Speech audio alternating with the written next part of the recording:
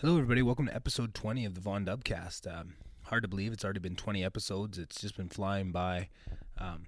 Really been enjoying the process. I'm really enjoying the response I'm getting from people, and that they're really enjoying it. It really makes it a lot easier to, work on this for a few hours, even after you've worked a long, hard day at work, because it's just the reaction you get from people and just makes you really want to dive back in and get to the next one, and makes you want to release more episodes a week and get more recorded. And it's just been an awesome feedback loop that I've been really enjoying getting into. Today's episode is my cousin Katrina, and growing up, I was always very, very much younger than all the other family, and we're a very close family, so we were always at get-togethers, but I was a good, almost decade younger than even the youngest of the cousin group there, other than my sister. But I was with her all the time, so that wasn't too much fun as a kid. But it's very interesting to now get to almost reconnect with people like Katrina that I've known my whole life, and realize that you only know them on a certain level as a family member. But to have a conversation like we did today, with a few more deep topics and the like, it really was a cool experience. I really enjoyed it, and I learned things about her. I learned things about myself that probably never would have if I didn't have an opportunity like this podcast creates. So it's just really special for me. I really enjoyed it. It's a very spiritual talk. I was really hoping to get into the spiritual side on one of these podcasts one of these days, and I have kind of here and there, but this was a really fun opportunity to jump right into it. It's not what I had planned by far. I had a whole different set of questions but we kind of stumbled onto that subject right at the start, and we could have probably talked for 6 hours on spirituality. I'm sure Katrina will be on again. So I really enjoyed it. And one thing I wanted to kind of try and do with these intros and outros is add a little piece. If there's a specific topic we talk about that I found other podcasts kind of help me out on that subject, like today's spirituality. So I kind of just went through my phone and looked at the podcasts that I listened to regularly and tried to assess where some of these spiritual ideas really got started for myself. And it was kind of tough because I feel like on topics like spirituality, you kind of start to hear it from all forms, even somebody like, Joe Rogan or Lex Friedman that aren't, necessarily talking on spirituality with any sort of regularity. You start to pick it up in all places, everywhere. And everybody has their own slight take on what spirituality and what the kind of meaning of life is to them, and you start to pick it up all places. But I picked a couple that were really specifically game-changing for my own spiritual journey, and that was the Aubrey Marcus podcast and You Made It Weird with Pete Holmes. Pete Holmes is a comedian. He's very goofy, but he's very much into Buddhism and all sorts of religions. He was raised extremely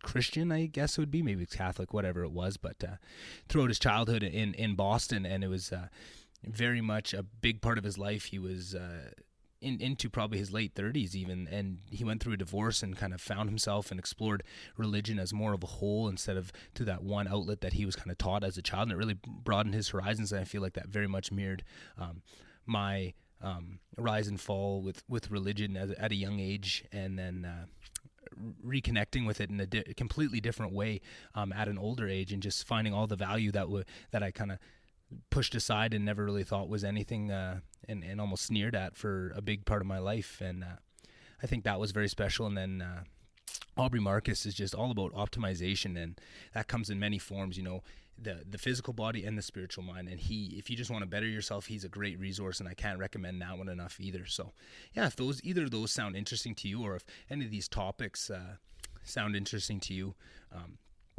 please reach out, and I would love to give you more specific episodes of those that would maybe, if there was a specific thing that you heard that you'd like to get more information on. I'd love to help people out in finding those. I loved my podcast journey so much. I just want to help anybody else get started on their own. If whatever avenue that takes, I'd love to help direct that. And I think that's something I'm uniquely qualified to do, just with the amount of hours of podcasts I've listened to in my last couple of years here. So yeah, that's one of these things I want to start doing with these intros and outros, but I can't wait to get to this episode because it was such a really fun one to record, and it was one of the shorter ones I've done, but I think Katrina's definitely going to be back on here right away to really expand on some of these things, and then get into the other areas that we didn't get to because of how just the conversation went. So yeah, enjoy. And like I say every time, if you guys can follow me on my Instagram and Twitter pages for the VonDubCast, really helps me grow the podcast and just helps show people that there's a little bit of weight behind it. And if I'm going to go after a bigger guest, that's usually one of the first things they look at is, oh, well, he's only got 30 followers on his Instagram. I'm not going to go do this, right? Because they think they're not going to get much out of it. And can't blame them for that. And that's part of the growth cycle that this is. But that's what makes it mean a lot to me. I know it's nothing for my own personal. It doesn't, I'm sure at some level it hits my ego when you see those numbers rise, but I'm trying not to be attached to that. And the only reason I want people to, and the only reason I'm asking you guys to, is just for that, for the purpose of growing this podcast and letting it get bigger and reach more people. So if you guys could do that, I'd really appreciate it. And enjoy this episode. I'll see you on the outro. But I think there's a lot of nuggets in here that if you're willing to be open to them, can really help be the first step on a really powerful journey. So thank you for listening to me ramble on here for 5 minutes, and enjoy this episode.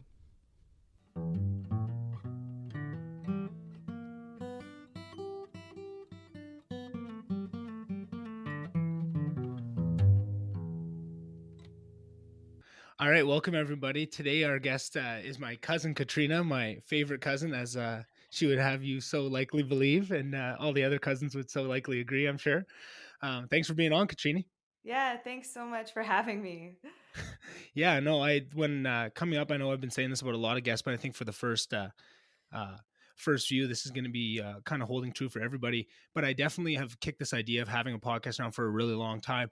So this guest list I've had in my head has been super long, because I always used to just fantasize about if I ever started a podcast, or these really weird, fantastical situations that would happen where I would automatically just stumble into an audience, and I could start from not the very start and just kind of stumble into it. And so I always had this list of ideas, and definitely you and your dad are both people that were on my list right away as soon as I brought the idea. And then it's funny to have those kind of realize, because as soon as you start telling people, they're like, oh, have you thought about this? Have you thought about this? And that was the first thing my whole family, Courtney and my parents, oh, have you thought about Katrina? What about Uncle Derek? And I was like, oh yeah, don't worry, they're on there. So I was really excited to have you on. So yeah, no, thanks again for being here. Yeah, it's great. No, I'm super excited about this. Yeah. So just, I guess we could start off. Just how's your morning going? My morning's going great. Yeah. Just got up fairly early. Big fan of routine. So. Yeah, I see that, and I've been trying to put that in my life. My whole routine this morning, I had definitely a whole plan that didn't happen. I was up last night, and I was thinking, okay, tomorrow I'm gonna get up at 7:30. My knee's been bugging me, so I've just been getting into yoga the last couple of days. But I'm thinking, oh, today will be my first time. I'll just try a light run before it. I'm gonna meditate. I'm gonna have a nice cold shower. Try and do my breathing exercises. And you know how much of that I got done? None of it. I decided to sleep in extra. Well, I got up thinking last night, sometimes your brain starts going and you just can't shut it off. And I was just thinking about all these, and I kept having these really big ideas that I wanted to, talk out to myself and to Alyssa, and just make sure I got them off my brain before I went to sleep. So I was up so late that I ended up just having to change plan, because by the time I got to bed, it was about 1:00, and I just thought, oh, well, sleep is more important than that. And I just find even those best laid plans, even trying to be nailed down to that, it can still go out the window so quickly. And just being able to adjust to that, I just made that decision last night. Just changed my alarm at 1 a.m. I'm not getting up at 7:30. That is not going to be conducive. I'm just going to go with the flow and see what happens once I wake up. Yeah, totally. I have started this thing, and I call it micro goals. Okay. And I so like that. if and this is like later in my life, I hated routine. Mm-hmm. I used to hate routine. I didn't know why people had routines. I thought they were the most boring people on earth. But now I see the importance of routine, and that routine is like, there's like a compounding effect of routine. And like, if you can keep, like, it's not about the goal, it's about the system. Mm-hmm. Right. Yes. And so I used to do that too. I would have these lofty goals, even if they were just like, go for a 20-minute run today. Like that to me was a lofty goal. And so I started this thing, and it's called micro goals. And so what I try and do is, if I have, like you said, meditation, cold shower, if you have this list of things that you want to do, I would start with like reading. I want to read part of my book every day. And so my micro goal would be to read 1 page. Yes. If I wanted to meditate every day, my micro goal would be to meditate for 1 minute. If I wanted to have a cold shower, it would be like 1 second. Yeah. And I realized that I was actually, even though it seemed like small goals every day, they actually were these big things, and I wouldn't do them because they were too big. So Yeah. I just kept making them. So now a 7-minute run is perfect for me. Oh, that's awesome. And once you get going, right, you just keep on going and keep on Hmm. going. And Hmm. so that's been my process Yeah, lately. no, and it's so funny, and that's part of the reason I wanted to have you on, because I think we are very similar in what we do, because I do the same thing, and I used to have the same, people that are that structured, like, oh, if you want to do it, you should do it, and then as you learn more about yourself, and as I learn more about myself, I learned what I needed to make myself do these things, right? Like, it was one thing to make the connection of, oh, if I don't have some sort of exercise in the day, I don't like the person that I am, but then it took a whole other, okay, so then with all my other idiosyncrasies, what is something, how can I make it so I'm more likely to go to work out every day, or whatever form that takes, right? If I know that if I have a cold shower, that's a good way to start my day. I know I'm better if I meditate. So like you say, just putting some sort of structure into it so that you do them every day, and then having the foresight to, on those days like this morning where you have to change the plan and realize I don't like working out later, because that was the thing. If I don't work out first thing in the morning, I struggle. Yeah. I have to really drag ass to get myself, whether it's running or yoga or whatever. I have to really force myself to do it. So I've been trying to do it as early in my day as I possibly can, and knowing that. But that's just, learning yourself and knowing that, if it gets past 1 or 2 in the afternoon, I still haven't got my workout in, it's very likely it's not going to happen for that day. And that might be my rest day that I take. And I think that's another thing of just, sometimes that's not bad, because if you're like me, once you get into that system, you can really push it too hard, where, it's 4 weeks in a row of no days off running 10K every day, and then your knee starts to hurt you and you go, oh, well, obviously I didn't take a day off in over a Totally. month of running, right? Like, and it's those things of just trying to learn and be better with that, and then add those things in a little at a time, because I love that idea of a micro goal, of just how they all add up. And once you start getting those little ones, especially early in the morning, that's everyone always talks about making your bed, and I love that idea. um but I just like the abstract of it almost more than the idea itself of making the bed, because I feel like if you can make making the bed have purpose to you, it's a good exercise. But you just have to find anything in the first couple, minutes of waking up that you can do that will add meaning to you, that you enjoy, right? If I don't pull joy out of getting into a well-made bed, and I don't put value to that, it's not going to have that same impact, right? So I think it's a cool idea as just something that everybody can do, but I think everyone has to find that. That's why I like stuff like, drinking a big glass of cold water right in the morning is another really big thing that can start your day really well, and it's super easy to do. It's sometimes easier than making your bed, or have your cold, or have your hot shower for the whole time, but just turn it for cold for a minute at the end with a good pump up song going, and it'll start your day completely different, right? The endorphins and stuff that brings to your body, there's so many of those little things, and just finding meaning and what they can do to you. And I found a big thing for me that actually made me start to buy in some, because you'd always hear those growing up, all these little things you can do, but it doesn't really enter you.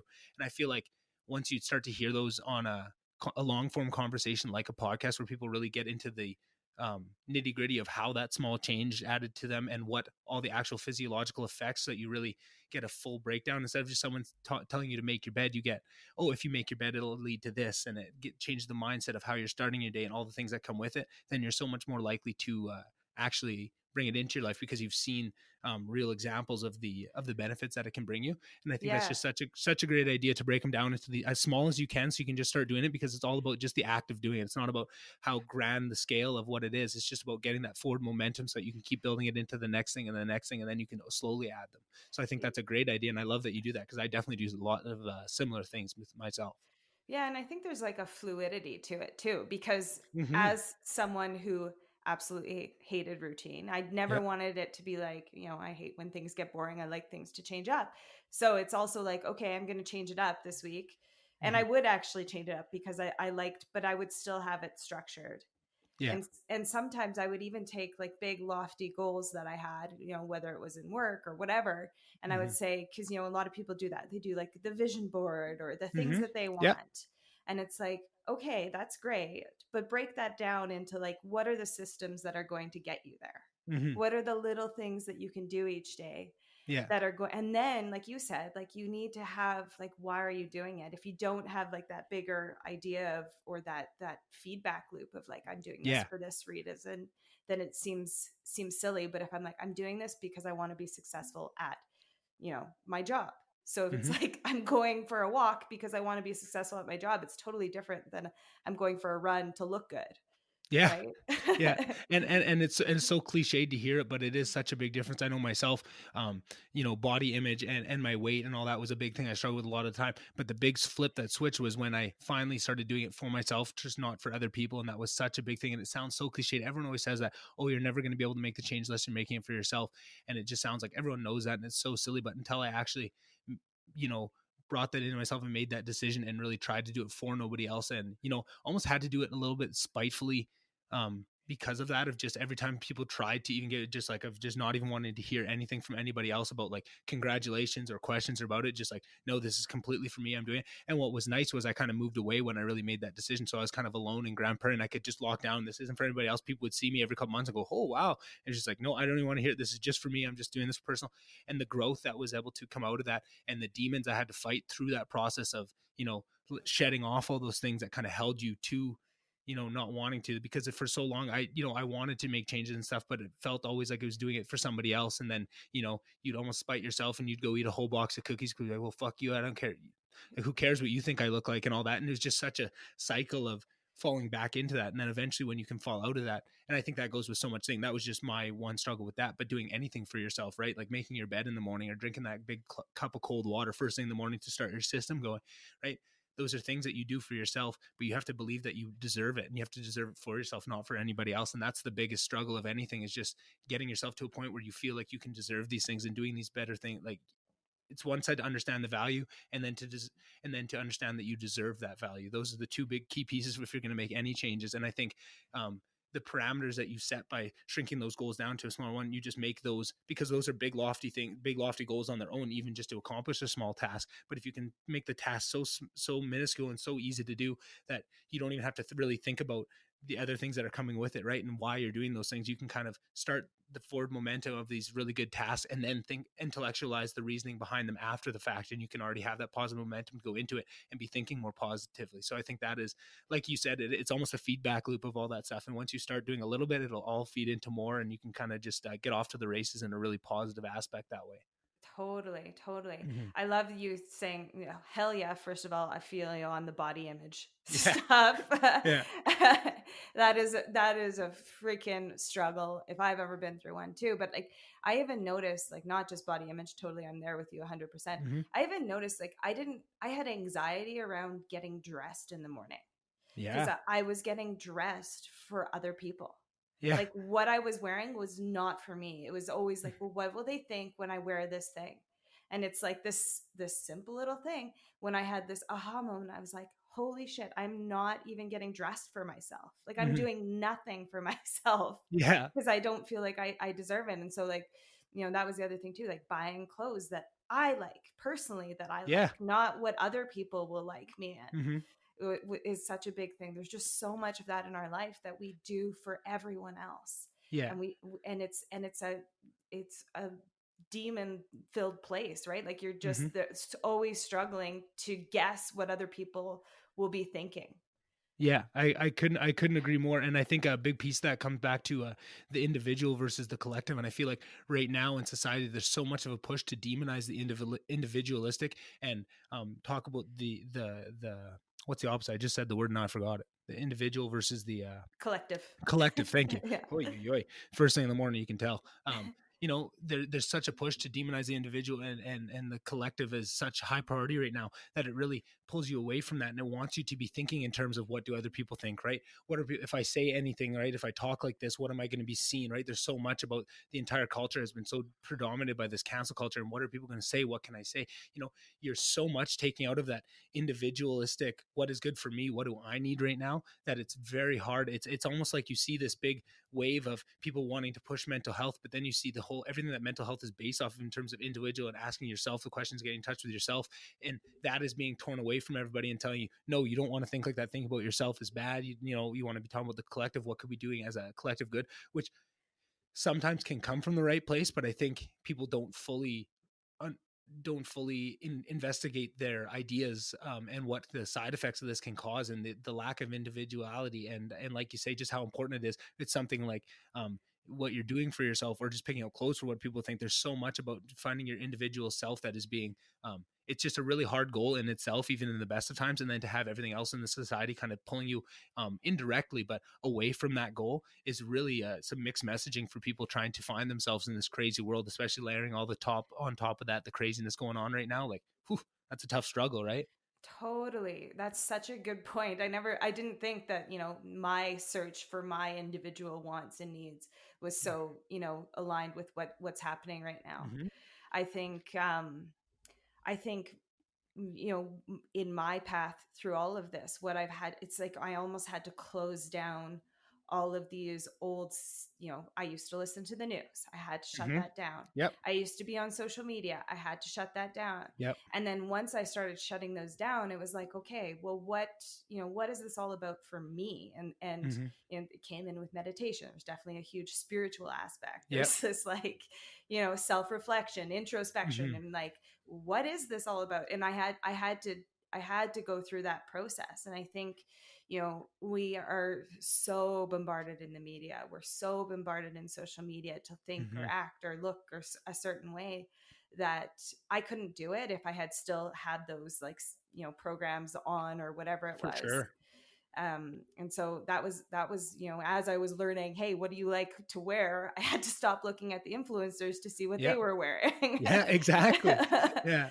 And it's so funny to hear something like that, because how many girls and guys go through that without even realizing they haven't even, understood that how much of their look is due to just every, if you scroll Instagram an hour a day, you're so much of your tastes are influenced so heavily by all these other people, right? And so much of that messaging is away from the individual and what is collective, and you don't even realize what effect that's having on you. And then you think even the decisions you are making for yourself, you think they're for yourself, but you haven't even you're still on that first layer, and you haven't investigated down deeper of, oh, I think I want to dress like this because I think that's cool. No, I've seen this 600 times on my Instagram feed. I think that's cool, right? It's not what you want, and how all that feeds into your understanding of your true self. And right, everyone's very good at lying to themselves, but only to a certain degree. And there's a certain level of you that always knows the truth, right? And that when you lie to yourself, even if you don't realize it, a couple layers down, you do, and you feel the effects of it. And so much of that is that cycle of finding all these different areas. I think you really hit a big piece of it, Katrina, is the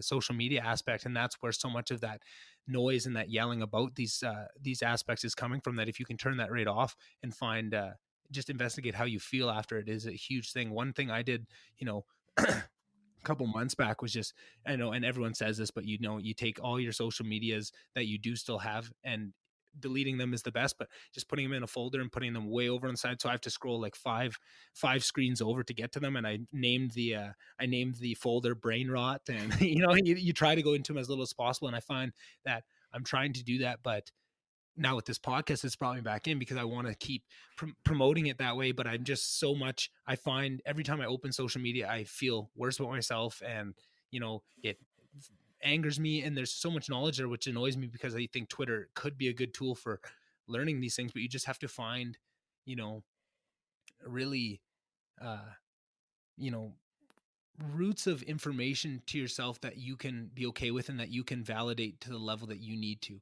right? I think everyone just kind of turns on whatever's there without any basic, background on looking what it is. But I think once you take yourself out of that level of just, it doesn't matter who it is, anybody with that can fog a mirror can sign into social media and say it, right? You have no filter on what kind of information is entering your brain. You're just, putting yourself out to it. You're laying down on the train tracks, and then you start isolating that down, going the other way, where now you're being very cognizant of what's entering your brain, right? And you have to take almost a take scope of all the inputs that you're taking, and then understand them. Am I in a bubble? Am I only getting things from one side? Because that can be the other. Once you disconnect from all those, it's up to you what you feel yours, and now it's on you.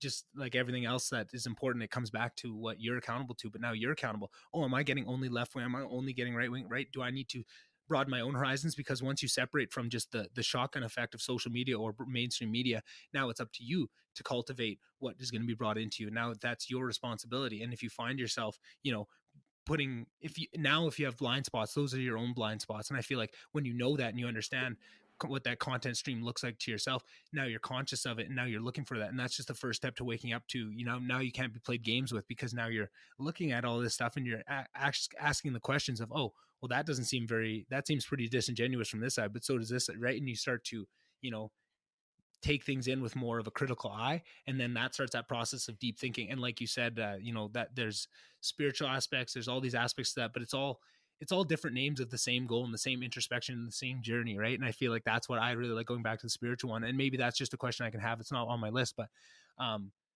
when you started making those turns toward more of the spiritual journey along with all these other ones, who guided you through that? Because I found that was a big thing for myself. Was I found my spiritual, like, my spiritualness was very low in compared to some of the other factors that I'd done in my life, because I feel like when I grew up, spiritualness was the one church we went to, and it was very through that vein. I didn't really agree with it. It wasn't asking questions. I really pushed it away, and that hardened me to that spiritualness. And I always kind of looked at people that were spiritual with a little bit of a, oh, like these idiots, how can they believe those fairy tales and stuff? And then it took me finding really beautiful, passionate, loving teachers of just religion as a whole, and what, if you take the sayings of all the religions and what they really mean, and like the more deeper meaning of that, and it really, resonated with me and changed my whole aspect of it. And I just wonder, who was that for you? Did you find that? Was that in books? Was that in any teachings? Who kind of brought you along to that path, do you think, at the start? Oh gosh, Nick, you have just opened up a can of Let's worms go. Let's here. go. I love it. I love it. Oh God, I hope my dad listens to this, because I'm gonna quote him first Okay. and foremost. So growing up for me, we were atheist, like Mm-hmm. absolutely atheist. Yeah. And I still remember to this day sitting in a Swiss chalet restaurant, because my family loves Swiss I've chalet. never been. What? Oh my I've never God. been Now, to Swiss Chalet. I know. again, I Sorry. hope Don't my mean to dad derail hears you. this, because he's gonna take you to Swiss chalet. Okay. But I remember asking my dad, and I went like, "Well, what happens after we die?" Mm-hmm. And he goes, "Well, you're maggot meat." He's like, "That's it. It's just black. You're And maggot how meat." old were you at this time, Katrina? Like 11. Okay. Okay. Very good conversation to have at 11. Maggot meat. And I left that, and it was just like this, you know, I had heard about God because we Mm-hmm. grow up, in West, if you live in Western society, you pretty much have grown up in a Christian society, even though Mm-hmm. you might not go to church or whatever. Yeah. And so that to me was just this like massive shock. And I think like that set me off, for years and years and years. It was like coming to um just dealing with that realization. I have this one life. What's the point? What happens when I Mm-hmm. die? What about all the people I love? So Mm-hmm. I went through all of that, and I think that probably set me off on I definitely had depression because of it. It set me off Yeah. on a lot of wonder. And then finally in my 20s, I found yoga, and Wow. there was just something about, yoga. I had this one instructor, his name was John, and I would stay late after class to chat with John. And Yeah. he said to me once, he was like, "You're just so tight, right?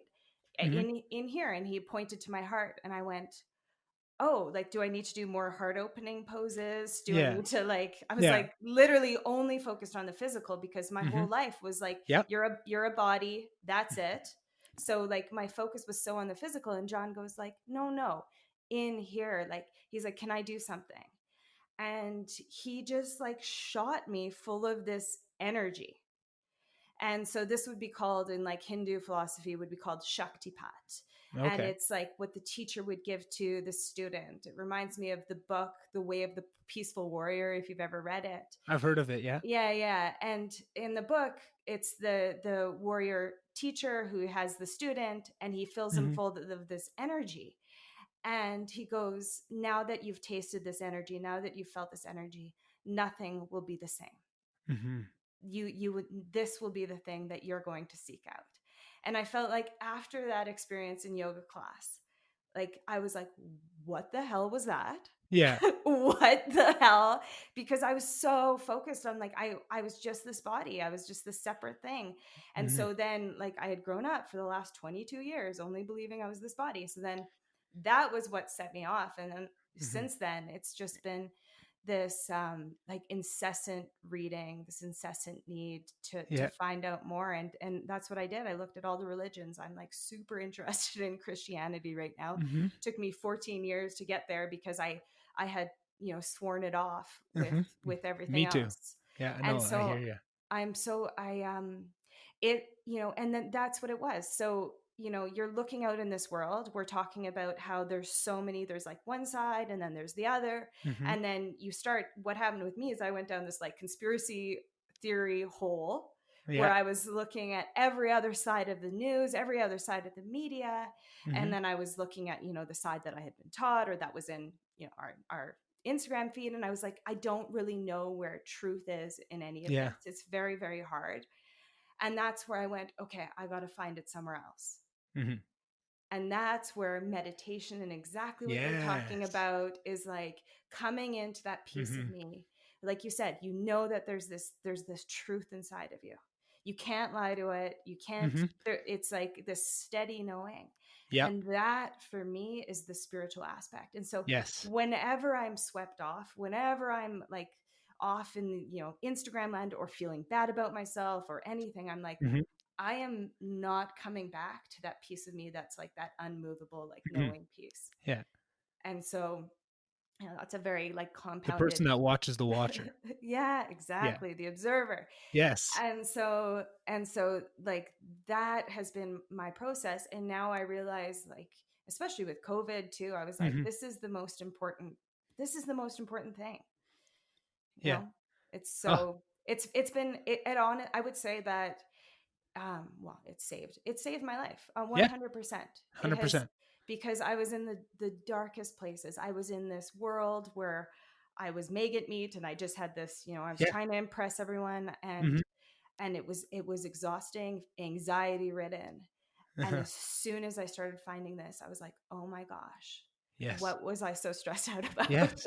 Oh man, I got so many goosebumps throughout that whole speech you just gave, Katrina. I'm just shivering over here because so much of that just relays so much with, I think, a journey that you started years and years ago that I've maybe just I'm starting to get on the last couple, and it's so funny to hear the parallels between it and just the similarness. So I want to take it right back to hearing that you know, maggot meat at 11, and just the first thing I thought of was going back to that deeper level, knowing that level that you can't lie to yourself to, and when something doesn't ring true with it, how much of a imbalance in your world that can be when it's a big shift like that, right? When that was told to you, right, that there isn't anything more and that you're just maggot meat and that there's nothing more to come from it, that 11-year-old child, you don't have the knowledge and the inputs that you would build up throughout the whole your entire life to deal with that knowledge, but something doesn't seem right, but you trust your elders, right? You trust your dad to tell you what this is, and then it doesn't sit right with you, and that imbalance between what you, that deeper level that you really aren't in touch with at 11 years old, it's almost impossible. Some people definitely at different rates have different abilities to get in touch with that inner self from younger ages, but it's definitely something that people can, you know, find at 40 or 20 or, you know, 11 years old at parts. But how long it takes you, if you can have, you know, you hope to go through life with as minimal separation and almost um, you know, it almost creates cognitive dissonance in those moments, right, where your inner self knows to be true something that doesn't match with something that is really being shown to you in the world by a trusted source. And you, I mean, a job as a parent, and you would love to look back as your job as a child is to try and, you know, do the best you can to limit those times that you have those, and then the next step is to, you know, carry forth on your journey where you can get back to that and start to go back and heal those moments, right? And that's what, you know, whether it's therapy or meditation or exercise or yoga, so much of those can bring you back to that point of just getting you onto that level, because as soon as you can get down to those deeper levels to go back and understand what that did to you at that time, and what if you would have had this knowledge that you have now, and to go back with forgiveness and understand that, you know, a lot of this knowledge that you went and gained in your, you know, later 20s and that kind of area, um, that your dad probably hadn't even, you know, gone down some of these paths, and if he could have gone back to that time when you were 11 and he was there, he's probably grown so much from that time too, of just the knowledge that you pass on, and everyone's just doing their best. But by the time that you can, you know, understand and go back for yourself, usually the only way to get to that point is with forgiveness and with getting in touch with yourself and yoga and breath, and then you can look back at that time as something that definitely caused you hurt and pain until you were able to fix it. But you can look back on it and not, you know, look back with hate and just, oh, well, why did my dad say that to me? Look at how it fucked me up. No, I understand where he was coming from, and I have compassion for, you know, he was doing his best and trying to educate me because he doesn't want me to go through the world with lacking of knowledge and, you know, being taken advantage of by having, you know, blind faith, right? And that's a lesson in itself of trying to teach, maybe not the lesson you needed at that time, but definitely a lesson in itself. And to be able to look back on those and find those, it's just so much of a weight off your chest to understand those and be able to move forward. And then you've leveled up, and now for the next one that you can find, right? And you almost need to go through those. And then there's probably moments like that both of us have in our childhoods that we don't even realize are those. But then once we work through a few more, we'll find those and they'll pop up and get to that point. And yeah, I just think that's so beautiful to hear you so articulately be able to look back on those and understand where they're coming from. And that's just that level of understanding, and almost that level of understanding directly relates your level of in touchness with whatever you want, whatever word you want to attach to that inner truth and that inner knowing. And I think that is almost, I always had a really big thing with comparing myself to others. And like a lot of the times, the only metrics I was used for that was like, how much money do they have? How successful are they? Right? Like what kind of house? But now it's so much of that is changing, and I still have that in myself, and I'm still trying to work on that. But now it's about, oh, how far are you along the journey? Like how much of these realizations has someone had? How in touch with that inner honesty of who they are is. And that is kind of what I'm starting to judge. Again, shouldn't be judging. Comparison is the enemy of joy. And I understand that, and I'm still working on it. And I know that, but I find the first big piece of that is to understand it as an issue in yourself and try to work on it, right? And recognize it when it comes up, right? If it'll flare its head and you just go, oh, that's that thing. I know I have that within me. I'm going to try not to, comparison. There's only negativity that comes out of comparison. Am I happy with what I'm doing? Am I on the right path? Am I doing the right things? Where do I want to be? And am I doing the things to accomplish those goals? And that is just such a more happy place to be. And just that, along with these meditations and the yoga and the breath work and all that get into. And yeah, no, I just feel like I've been talking for 20 minutes. I could keep going for another 40 here. But does any of that ring true with kind of the journey that you saw? Because it definitely seems to parallel the journey that I'm on. Oh yeah, absolutely. Yeah, and just kind of I would never take back ever Mm-hmm. what my dad had said. I think Yeah. if I had grown up in a Christian family, I might be blindly, following whatever religion I Mm-hmm. was told. And I actually felt like my parents did such a good job of leaving it open. Yeah. And and I would say that that is the one thing my dad has taught me the most is like, be open. Like Yeah. whatever you hear, whatever you think, Mm-hmm. like that there's a flaw in certainty. And the Yes. flaw of, we all look for certainty in our life because we think certainty will bring us peace and we'll Mm-hmm. feel safe. It's like we can like Mm-hmm. tie a life raft together of certainty. Yeah. But the flaw of certainty is that as soon as you've chosen like one pinpoint or one point of truth, Yeah. you have negated all other possibilities of All other truth, options. Yes. all other options. And I just, my perspective of the universe and this whole experience is that it's all options. It's Mm-hmm. infinite. Yeah. It's every option, and that's the great thing about it. And Yes. all of a sudden, that's when judgment comes in and we judge that one option is the right option and the other is the wrong. Mm-hmm. And so the flaw of certainty is that, we're closing ourselves off to all of the like potentiality, the Mm-hmm. field of potentiality that is Yes. this experience. Human capacity. Yeah, it's just you're limiting it. And I think another big piece of that, Katrina, I think you're so right. And I think a lot of times we see people really lock into these ideologies of the left or the right. So now you have complete certainty and you've taken on all these options. And when you look through life, just your own examination of what you've seen so far, how often is the right idea or the best idea completely to one side or the other? It's maybe 9 times out of 100 it's somewhere in the middle, and now there's a huge swath of the population that have locked themselves off from any idea in the middle. If it's not this one idea, they have done the exact thing you're leaning people to lean towards the openness and the uncertainty, where there's people that aren't even leaning each way. They are so locked down on it that now you see how they limit their purposefully limiting the information coming in their brain. If they hear something that counters the narrative that they already have, they won't even let it enter, and they just have these pre-programmed responses to shut things down and just no, we're not looking at that. And I think that was something that I really wanted to address with you, because I found that you always seemed to personify those two things to me, that certainty and the openness to change. Because you were a few years older than me. I was always the youngest in our family, and I was always see it, so I got kind of a cool perspective to watch you guys grow up, because I was younger, and you guys were very much um put on pedestals to me. So your guys' changes of all the cousins that were, quite a few, like most of you, I think the youngest was, a decade uh apart almost. And to see how much certainty I saw in you all the time. You were always so sure of yourself, it seemed, and always so unshakable. It felt. But then there'd be times as I got older where I'd come back, we wouldn't see each other for 6 months, and you'd have a completely new outlook on one thing, right? Like I remember at one point it was hunting, and I feel like for a while you were so anti-hunting, and you were very upset that I would participate in it, right? In Slave Lake, and then there was a time where we would have like conversation on that, and then it wasn't even that big of time, and we had talked again, and your outlook on it was still not favorable. You still were not pro hunting, but your outlook on it had changed so much. It was so much more nuanced, and it really sounded like you had taken it and done some work and understood a lot more about it. And it was, like, holy man, how does one be so certain and then be so okay with changing their position? I felt like that was something that definitely impacted me, and I tried to exemplify it myself.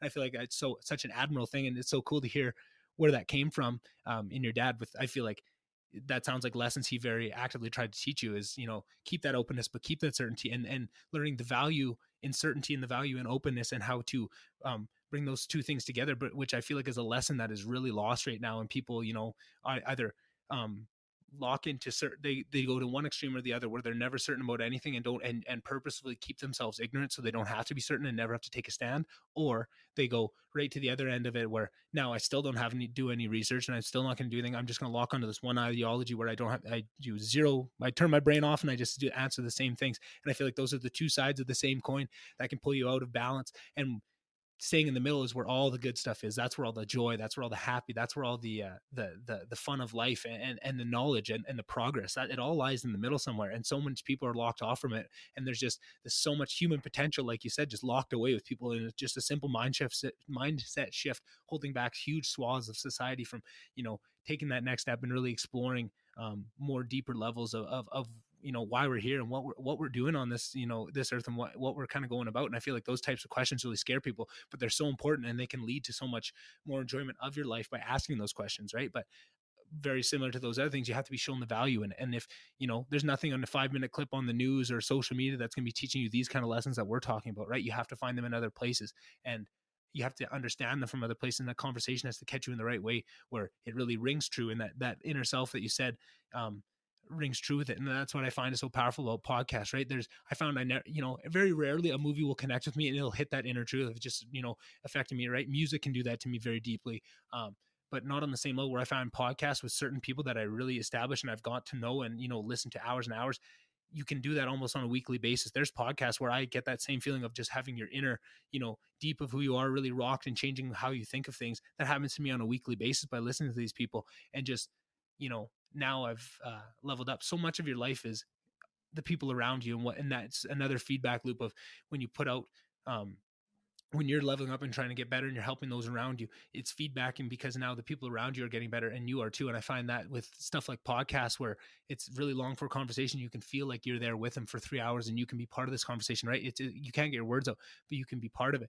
It goes so far to um, just showing people another way, and really getting them in touch with that. And when they have that, it's almost like when you can have whatever format it takes, whether it's a movie, whether it's an album, whether it's a podcast, that can change or affect something on those deeper levels. It just brings up the notice that it's there, right? So many people walk through the world without even being told to investigate it, but that's just, it's one of those times where it's inexcusably there, and you maybe don't have the words to put to it, but you can feel it. And I feel like that's so funny that so many people, and I feel like that is what almost the importance of beautiful art is, right? And that's what brings it forward, and it brings out that national evoke. And that's a very spiritual thought, right? To stare at a painting and feel that truth, and feel like that interconnectedness of we are all one, that goes back to all the religions. And I think that is just very special. And I think the more people can get back into the longer forms, right? The books, poetry, I know poetry can be short or long, but I feel like it's part of that long form. It can convey a lot of info in a very it's very concentrated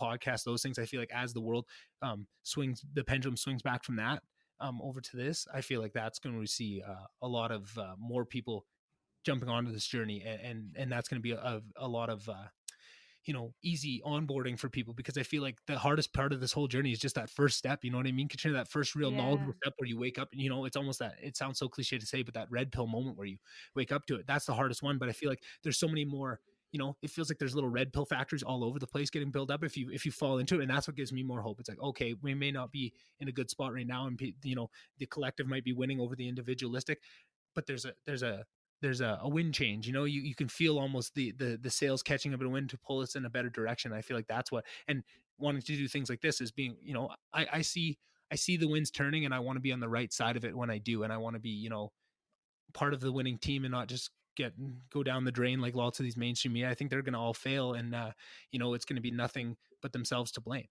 because they're going to get left behind by the more nuanced and more modern solutions to what people need.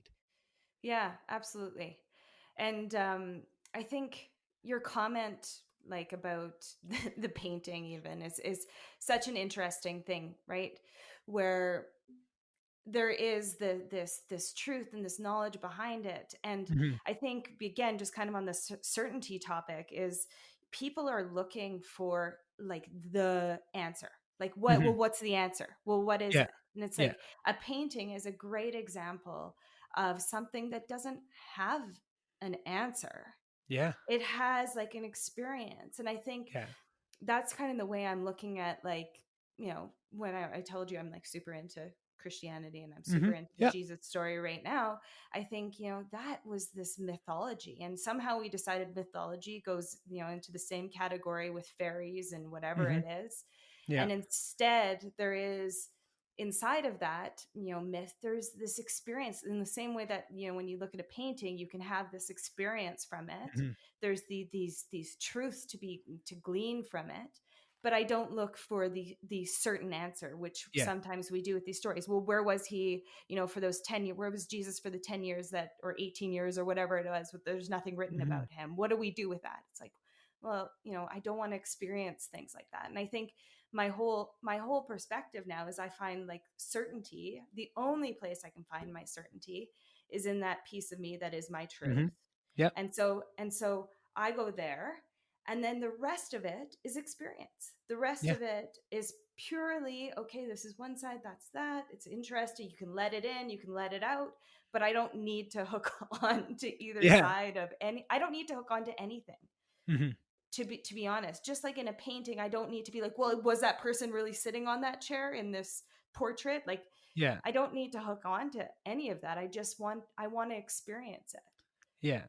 And one of my big spiritual teachers, I was listening to a podcast the other day, and he described, I think, what you're saying in a very cool way. He just he's a comedian, so he put it in kind of funny terms. We said, like, he feels like the separation of those two ideas you talked about, right? Of like who you are versus like the experience of walking through the world. He's like, he likes to think of it of like, in a visual terms of like a field of like, the experience of what you're walking through is a field, and like it can be full of garbage if you're letting your world be full of garbage and your experience be full of garbage, or it can be relatively clean, right? That's the amount of work you do in the path you're walking. But also a big piece of that is how you're walking through it, right? You can be walking through it like a big, piece of, a big 10-pound thing of gum that's just rolling along, picking everything up within it. And just, as you roll through, right, if you're rolling through dirty, you're going to pick up dirty shit. Or if you're rolling through, a little bit cleaner, right, maybe that's just your upbringing. You haven't had a lot of experience, right? You're very protected from what it is that the world can be, right? And everyone's different like that. But what you really need to be working on, right, you always want to control what you're working through and what you're experiencing, but that's always going to be out of your control. You can do everything you want, and eventually you're going to be going through some fields that are going to be shitty.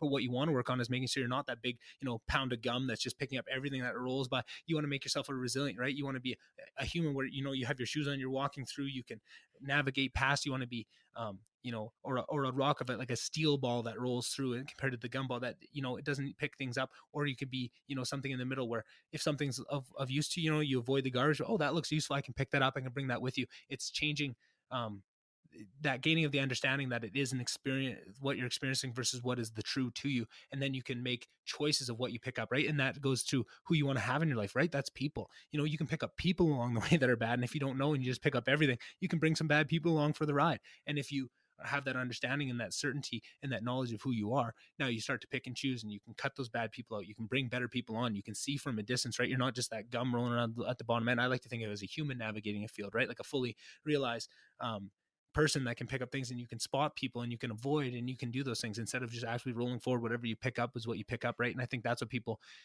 don't understand a lot about the experiences. They'd rather just bitch about, oh, well, there's nothing I can do. I rolled straight through and I picked up all the shit. Well, there is things you can do. You just have to, Totally. it's going to take some work, and it's not going to be easy, right? There's so much pain and so much, um, um, bad things that come out of people just taking the easy path all the time, right? It doesn't mean that you can't take the easy path every once in a while, but if that is your modus operandi and that is your what you do with everything is just the easy way out, regardless of what form that takes, that pulls you down some really bad paths and really takes away your own self-efficacy throughout the world, right? Now you're picking up whatever, right? Like it's kind of funny how obvious that is once you make that realization.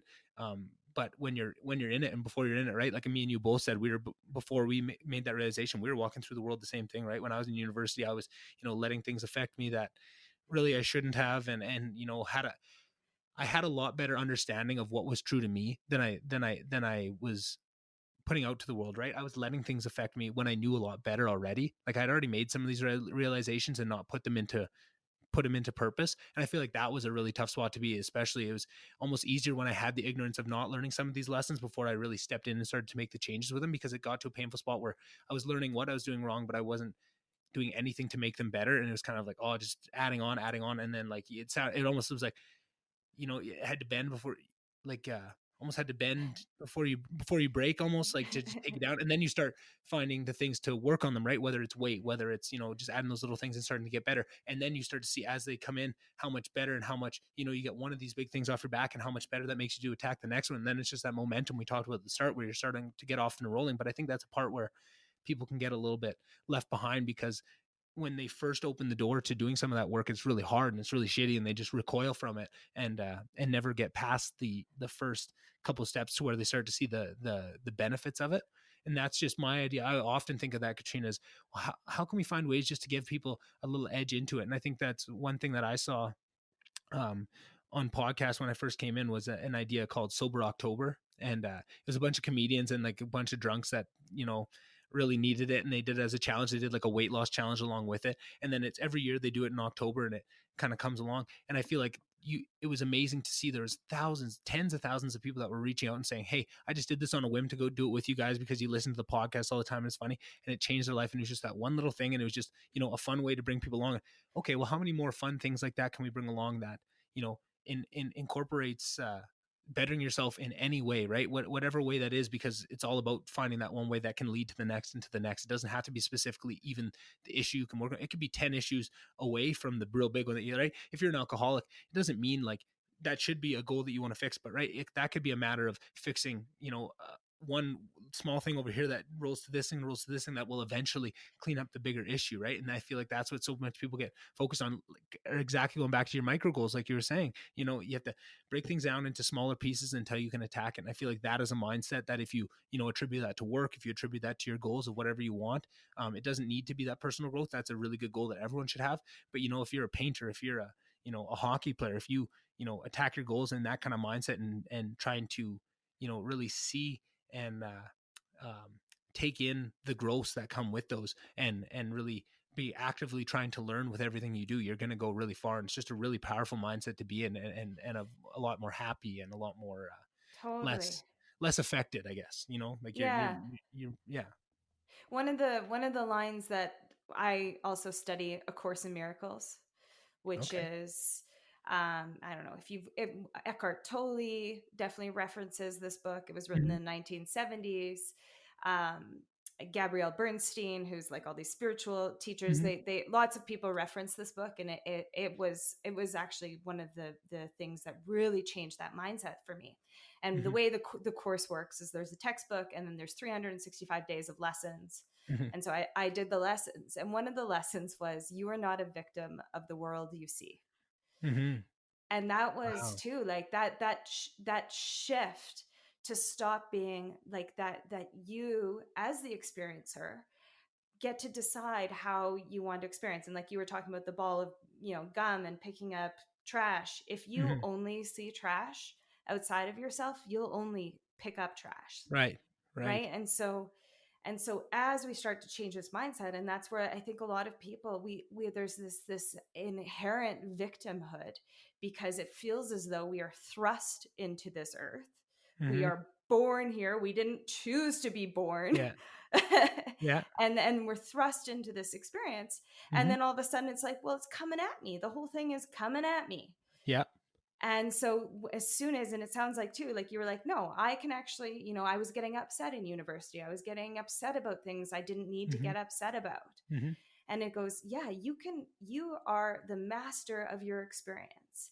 Yeah. And it's when we start to unravel, when we start to truly look at all of the things, one, that we're saying to ourselves, like Yes. over and over and over again. And then the people we're surrounding ourselves with, what we're spending time. Like, I couldn't believe how much time I would spend watching mindless, like Netflix, the housewives of whatever. Like, yeah. And like you had said earlier, I get on Instagram and I feel like crap after. I feel like absolute crap. And and that's what I started realizing was I am not a victim. I do not need to feel like crap. What are the things that make me feel good? Those are the things that I'm going to that is the life that I want to create. Yeah. That's what I am the creator of this. So I'm going to start doing those things so that my life feels better. And you start to realize, holy shit, I am telling myself this like repeat pattern of how crappy I am. I'm telling myself this repeat pattern of the world is going to end. The world is a terrible place. I can't believe I live here. I can't. And you go, whoa, those are the things that make me feel afraid. Those are the things that make me feel anxious. Those are the things that really make me not, progress as a person. Yeah. So I'm going to change that. And it seems like, well, that's such you can't just change that. You can't just think differently about the world. It's like, no, you absolutely can. Yeah. It's one of the most important. You almost have to if you want to be happy, right? That's almost the almost the trick, isn't it? You have to. And so I felt like it was like coming into my truth, knowing that I had that piece of me allowed me to go, okay, how do I want to experience this? Because that's up to me. That's fully up to me. And this is like the point that I like could not get over kicking and screaming in the beginning. I was like, no, that's not true. I go through all the hard stuff, it's everyone's after me. It's, and it's like, no, you have full control of this. And so starting to look at our thoughts is the other thing. Is like, how many bad thoughts do we have in a day? How many times do we break ourselves down instead of building ourselves up? Yeah. And that was, as soon as I started changing that, then you realize, holy crap. I mean, once you get over that, because at first you're like, well, I didn't create this crappy world for myself. And it's kind of like, yeah, you did. So you have to get over that.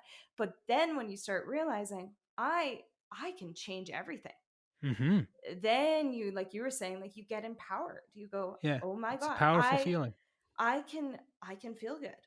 I can be whatever I want to do. I can do, before I was saying I couldn't, but I know now that it's actually a mindset, and I can start like making these little moves towards what I want to do. And that's when you get out of the like passenger seat and you get in the driver's seat and you start to enjoy things. Right. And that whole idea of like detaching yourself from being the victim allows you to experience. Right. When you are attached in victimhood, you feel like everything is coming at you, everything's happening to you. Where you're attached in just experience mode, you're there to see it, to observe it, to appreciate it. And it's such a more joyful and fulfilling place to be. Yeah, and I think it's hard to blame people for getting caught up in that self-pity, because I think what we said is it's always the easy way out, and I think that manifests itself into self-pity a lot of the time. I think that's the easy way out, is just to blame the world and blame other people for things that are happening within your own, and instead of turning to the what could I have done, what could I have done. I think it's that self-pity, but for multiple reasons I think it's hard to blame people for it, or I think it's a good point for myself to keep compassion for those people, is that there's so much messaging telling you to pity yourself, and that it's, the world is tough and all these things. There's so much messaging. That's half of what social media is. That's all of what mainstream media is, right? So now you have 99% of the media that's going out to people is encouraging that same self-pity and taking their taking the easy way out. I think it's just such an easy trap to fall into, and you can only start to see it fully for what it is until you find yourself on the other side of it. And I think that's something that you have to always keep in, or I always try to keep in in my mind as that compassionate side to the people that, just aren't there yet. Everyone's on the same path. Everyone's going to get to, the further levels. It just takes everyone differently. Everyone's, started with different inputs and different things in front of them, different barriers that they're getting over, right? Some people are, it takes 30 years just to figure out, getting over some of the trauma that they had in childhood, where they can't even start to do this stuff and start to forgive themselves, start to do this work until they're, 30, 40 years old. And you have to have that understanding. And then on top of that, but just what I see is, okay, it's so obvious that these media streams, whatever they are doing this. How is this not being screamed from the rooftop? Right? You definitely are starting to hear it, and people, calling into question some of the effectiveness of the strategies for social media and just media in general over the last little while. But it's almost, do we need to everyone just jump away from it, and we'll take stock and then we'll add things back in, right? That's almost what I almost think we need to stop it, full stop. All the social media, all this mainstream media that's computerized, and just find areas where you can add it back in slowly, if it or add some sort of, I'll come back to it if they add this level of accountability, so it's not lies, so I can keep this level, like there's just so much of it. And that goes into it. And then, not to change course, but I just wanted to, I don't want to miss a point that you made that I feel like is super important for people to hear. When you said you wouldn't change for a moment that conversation you had at 11, to hear that, that really resonated with me, because I think the way I heard that, Katrina, and just to make it about myself like I always do, but I was thinking that for religion specifically, growing up in somewhere like Slave Lake, where you only kind of have one option or a couple options to how you learn that and how it is brought to you, where everybody learns differently, and just the way it's explained to you can turn you off to it, is one of the things that I think people understand. Of just, people often assume that religion is whatever religion was to them growing up, and it's so hard to understand religion and the depths of what all these things. They're not childish ideas. They're very adult themes, and very, um, they're all stories for other things, and there's so much more to it. There's so many deeper levels to it. But people get turned off if, you go to your church in your small town and they say, oh, you can't ask questions and you're going to hell and all this, and you just, man, that doesn't really seem very true to me. But I think what's so beautiful about that and what you said was, if I wouldn't have been so turned off to religion as a child, and a teenager growing up, and just be so pushing away from it, I could have let it in with someone that wasn't such perfect teachers. And I think the teachers that did bring, and the people that I eventually heard that opened me back up to it, that were so beautiful, like had done such deep thinking on religion as a whole, and all these religions, and Hinduism and Buddhism and Christianity, and how they all amalgamate together. And I feel like that was what I needed, and that was the level, right? And that takes all the questioning out of it, and you can pull from each one, and you can attack, I don't like this or this one, and I do like this or this one.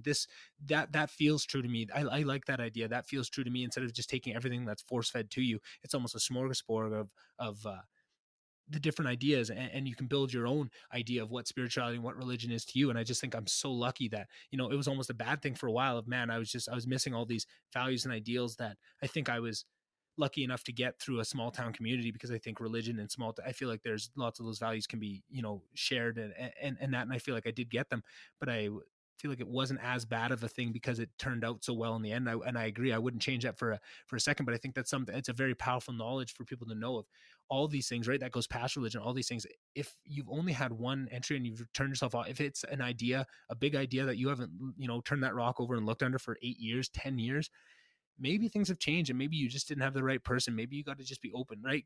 It's not being so certainty, right? If you take something as huge as religion, I think people don't realize what a huge factor that's played in societies for how long. This is the last couple of decades, the first time we've really gone away from it to this degree. And I feel like people don't realize what impact that has, and just, put it away into whatever box that is. Either that box is, I'm a Christian and I put in that box, but I don't really believe any of this stuff. It's kind of, but I just do it to save face, because I don't want to argue about it, and I don't have thoughts on it enough to really care about it that much. And just say, well, you might care about it if it was explained to you differently, or if it was a different religion that was, the basis with that pulled from the ones of your childhood that would give you the, there's so many ways that these things can be brought to. And it doesn't have to be an actual religious, scholars or religious book you can read, right? Like, I'd say my biggest entryway into spirituality and religion was listening to Joe Rogan, as funny as that's going to sound, right? Because he's not, he's definitely spiritual, more in the terms of hallucination, a lot more spiritual than religious, right? But I feel like that was some of the ideas rang true to me on the spiritual side that reopened the door to give the time of day to some people that maybe take a more religious tact on the same thing, and then that'll open the door to the Aubrey Marcuses and the Pete Holmes and some of these even that are just comedians, but have done so much deep work on their own and inspected all these religions and done these works, that then you can, find someone that really speaks to you, almost like a mentor, like you need mentors in this world. And I think sometimes we think that there's just one area where there's no mentor for, right? Like you can't have a religious mentor. How are you going to find it? You just have to go to a church, trust that person. You won't really have a real deep connection, but if it lands, it lands.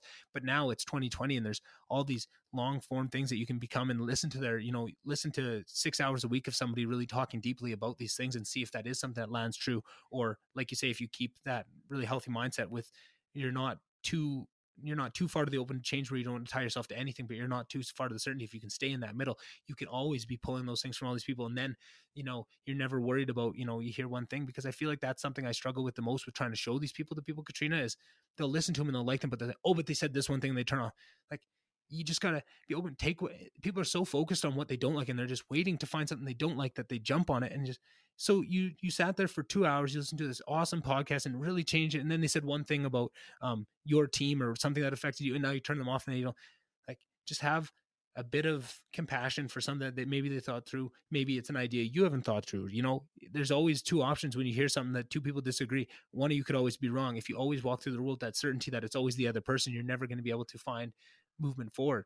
And I think just know the big things is just trying to understand that there are lots of teachers out there, if you're willing to look, that could find that can teach, that are talking almost directly to you. You just don't know it. They're talking into the ether, but really, if you would listen to them, it would feel like they're talking directly to you, and they understand you, and they have these deep, and they've gone through very similar things to you. There's 7 billion people in the world, and so many people that have voices these days, that there's going to be one that connects with you. It's just about keeping that open mind to be able to find them. But people's minds are so closed off and looking for the bad things that they're not open enough to find these people, right? Yeah. And it's just, my idea is, well, how do we change people to open the door to being open to some of these, right? And I'm thinking, if I do this podcast and it's just the people that I listen to, it's probably everyone listening right at this moment knows me pretty well and has come along for that ride. But if you can get used to the format, and maybe just on one time I'm talking about a Joe Rogan, or I'm talking about a Pete Holmes, and well, maybe I'd like to get a little more spiritual, and just throw one on, and that's what really speaks to you, and you stop listening to this altogether and get on to another one.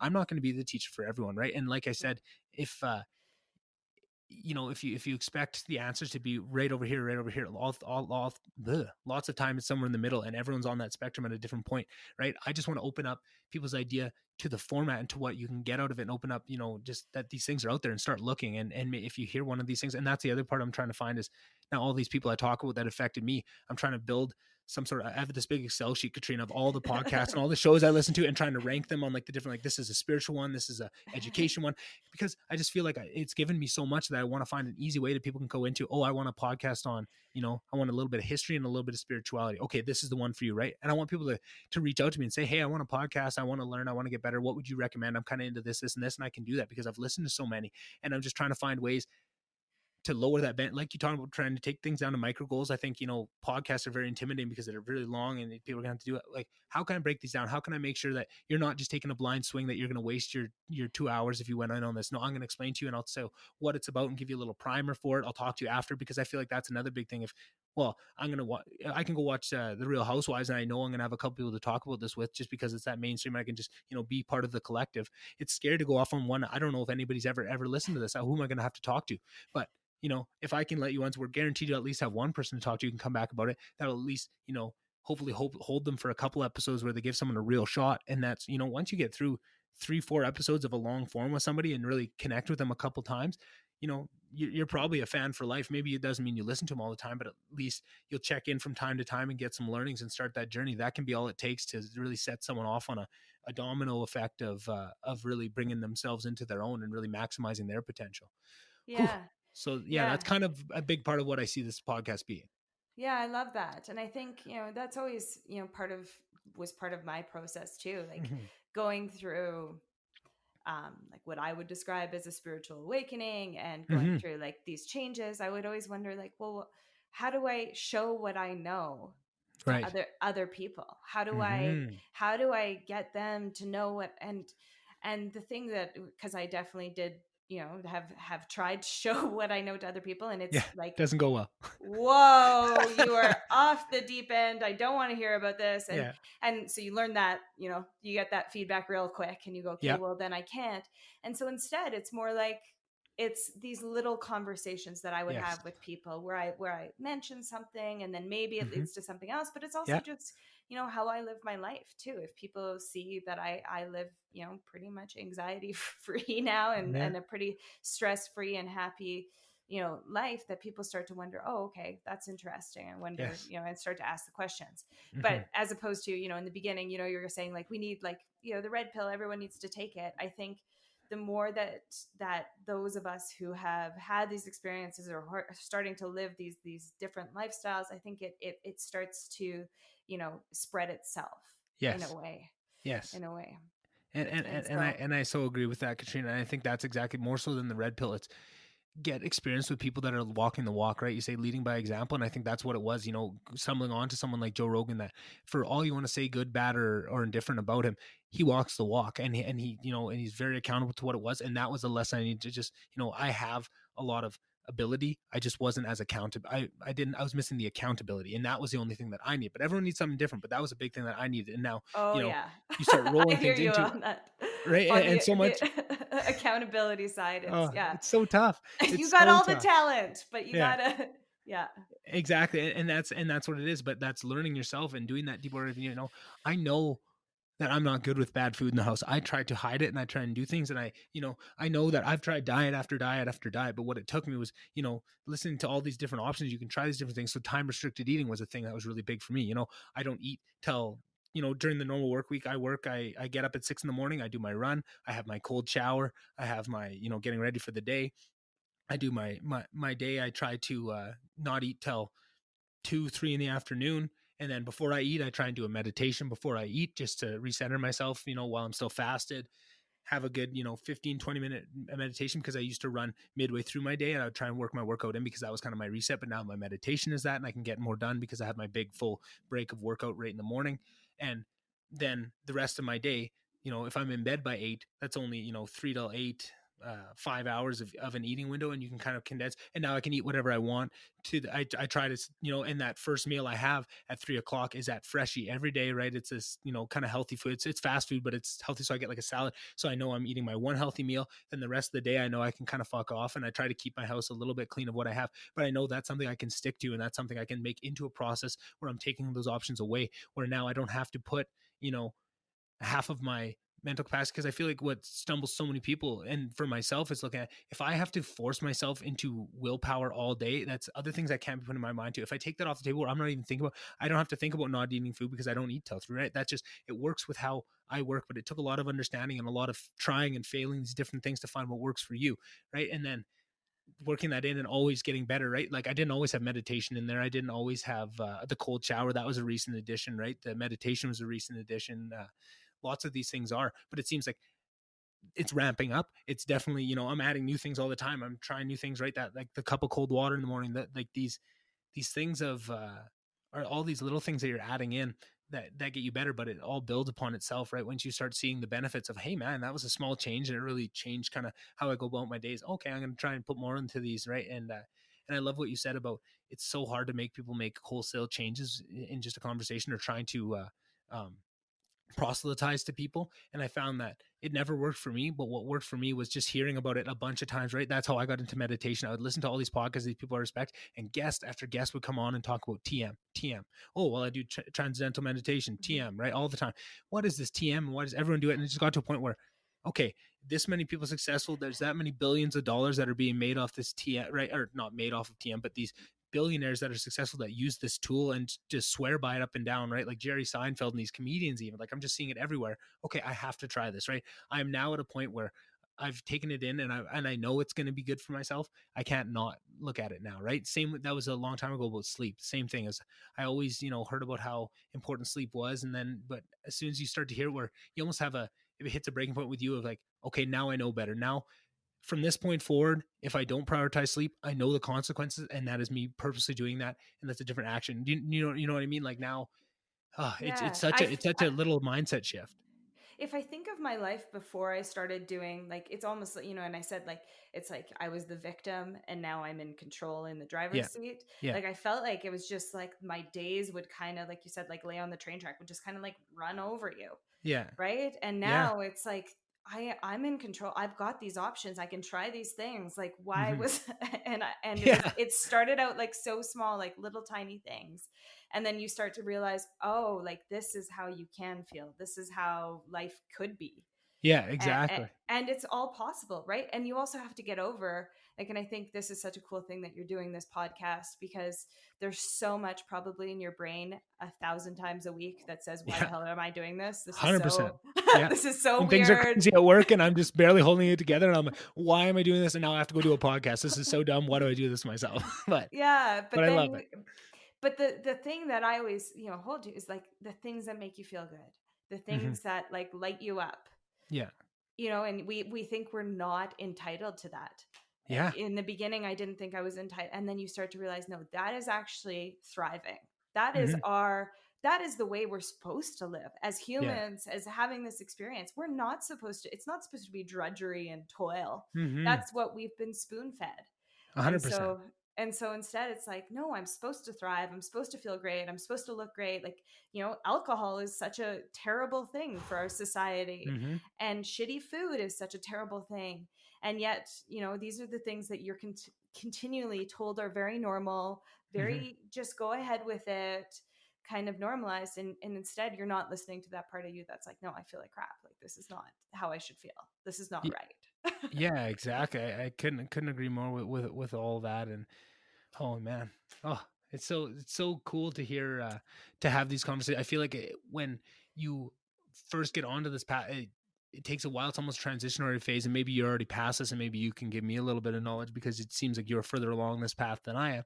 But it feels like I'm just stumbling into all this knowledge all the time, and those around me are very much like, I feel very almost isolated again. And I feel like this podcast is really helping with it, because as I'm finding all these things and all these knowledge, and I'm really changing all the time. And just, I used to always say, like, I'd look back on myself a couple years at a time and I'd be like, man, that person is so different. Like when I looked at myself at 22, at myself at 20, when I was like, in university still at that point, but just like, man, what a little kid. Like he had no idea what was going on. Then at 24, you look back at 22 and do the same thing. And then 25, you look at 24. But I feel like now that's happening almost by the month. You know what I mean? Like I look back at myself a month ago, and I'm like, who is that kid? He didn't know he's look at him. Oh, trying to book his little podcast, and he was so worried about this and hadn't realized how to do it this way and all this stuff. And it's just so funny. But that's also a big feeling of that is you have all this knowledge and all these things that are changing, and the people around you don't.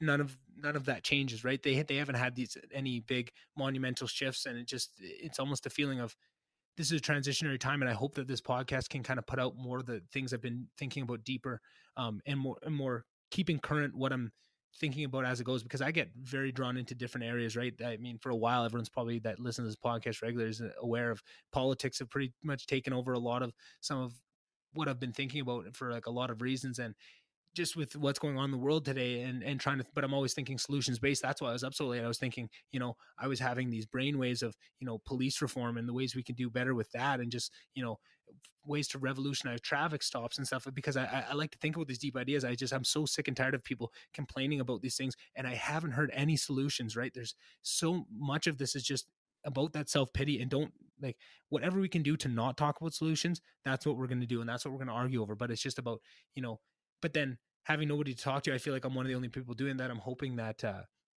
this podcast can become kind of a bat signal to send up to other people that want to think about these kind of things and want to get to that place. And then eventually it's going to build up.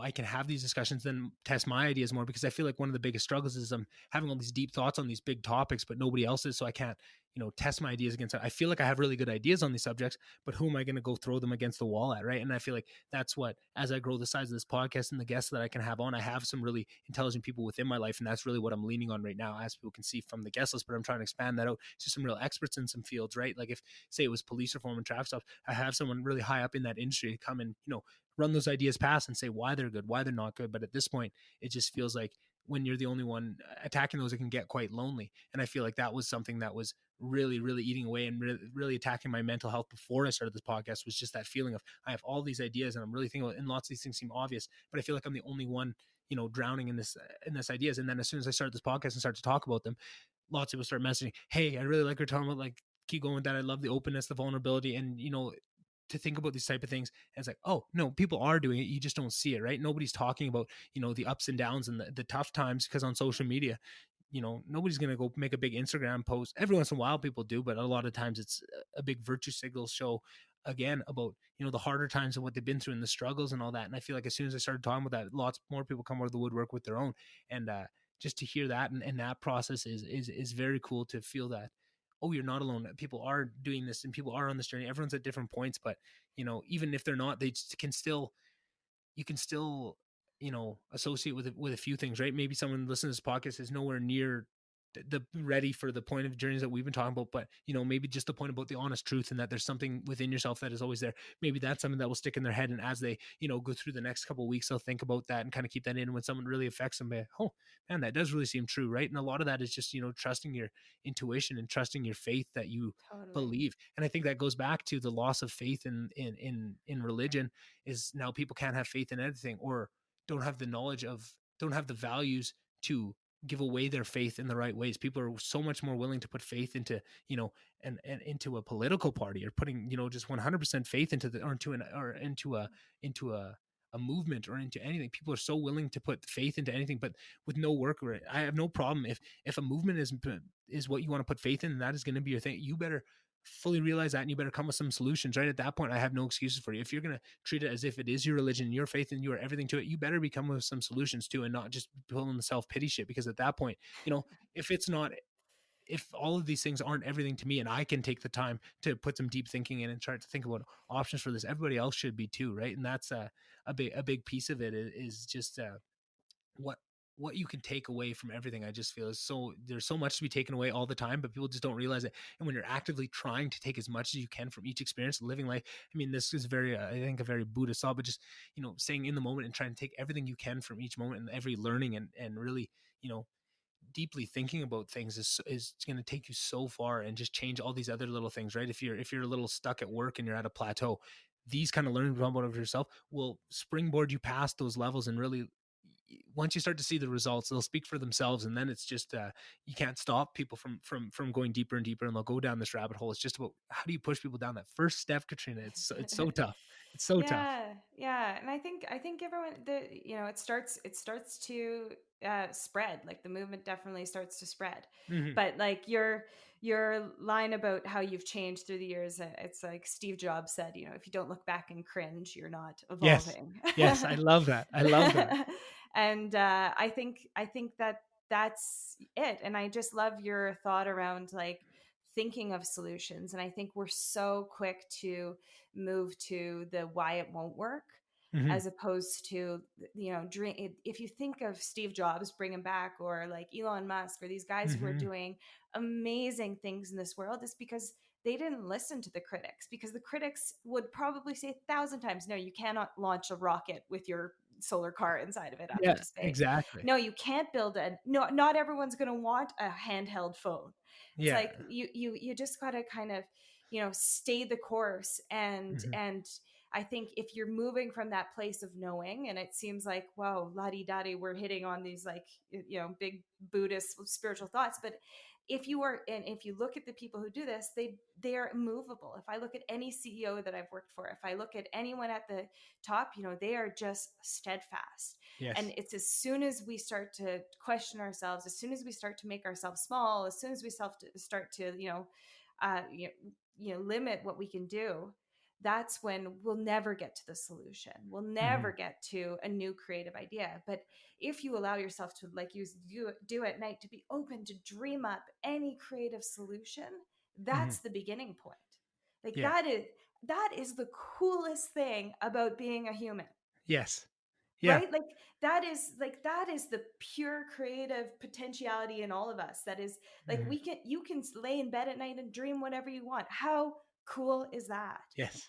And it's the same in this world. Like you can do whatever you want if you're not playing those feedback loops that are telling you you Mm-hmm. can't. If you're not playing those things that are keeping you stuck in a box, and latching on to certainty and hoping that this is the you know if you are open just like you are when you are creative, like that is a really cool way to live your life. Yeah, yeah, and it gives you the skills to put faith in what you want, and just gives you the understanding to put your value in. And if you're going to be, you need to have faith in something. But if you need to have faith in something, but if you put your faith in anything, you're on the opposite side of that path, right? Like, it's just like you're the same if you have your faith tied to nothing versus faith tied to anything. You're almost in the same sinking ship, just two different names on the side, right? Like, it's Yeah. and it's so powerful, and all of it's so funny to have a conversation for, I don't know how long we go, maybe an hour and a half at this point, and so many of these ideas and so many different ways we're describing it is all the same one issue. And that's exactly what, taking it back to the spiritual side of looking at the religion, is they're all saying the same thing. When you take it fast and you really put the work in, they're all saying the exact same thing. And it's usually um some sort of breakdown of, we are all one. The idea of God is bigger than everything. It's within everything. It's within everyone, right? And you've probably heard this cliched in whatever religious teachings you've had, is that, God is everywhere, God is everything, and We are it's oneness. You we are are, oneness. Yeah. but have you actually thought about what that means?